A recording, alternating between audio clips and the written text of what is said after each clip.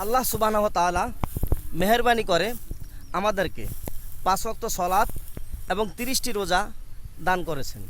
তো এখন যদি কেউ যদি 30টি রোজার একটি রোজাও না করে তাহলে আল্লাহর কোনো ক্ষতি নেই। আর যদি কেউ 30টি রোজা সম্পূর্ণ করে তাতেও আল্লাহর কোনো লাভ নাই। এবং যদি কেউ 5 ওয়াক্ত নামাজ এবং তাহাজ্জুদ নামাজও যথাসময়ে সঠিকভাবে আদায় করে তাতেও আল্লাহর কোনো লাভ নেই। আর যদি কেউ ছেড়ে দেয় তাতেও আল্লাহর কোনো ক্ষতি নেই। আল্লাহ সুবহানাহু ওয়া তাআলা আমাদেরকে দুনিয়াতে পাঠিয়েছেন দুইটা রশিদে বেঁধে দিয়ে এবং স্বাধীন করে দিয়েছেন কিছু কাজ করার জন্য। যদি আমরা সেই মোতাবেক কাজ করতে পারি তাহলে আমাদের ফলাফল ভালো হবে, আর যদি সেই মোতাবেক কাজ করতে না পারি তাহলে আমাদের ফলাফল জিরো হবে। তো আল্লাহ সুবহানাহু ওয়া তাআলা আমাদেরকে স্বাধীন করে দিয়েছে, আমরা স্বাধীনভাবে দুনিয়াতে চলবো, তবে আল্লাহর হুকুম আহকাম মেনে।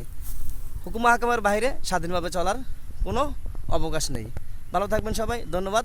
সবাইকে 5 ওয়াক্ত নামাজ এবং 30টি রোজা রাখার জন্য বিনীতভাবে আবেদন করছি। আল্লাহ সুবহানাহু ওয়া তাআলা কোরআনুল কারীমে বলেছেন, ইয়া আইয়ুহাল্লাযীনা আমানু কুতিবা আলাইকুমুস সিয়ামু কামা কুতিবা আলাল লাযীনা মিন ক্বাবলিকুম লাআল্লাকুম তাত্তাকুন। যে ঈমানদারগণ, তোমাদের পূর্ববর্তী পুরুষদের উপর যেভাবে রোজা ফরজ করা হয়েছিল তোমাদের উপরও সেভাবেই রোজা ফরজ করা হয়েছে। ধন্যবাদ সবাইকে।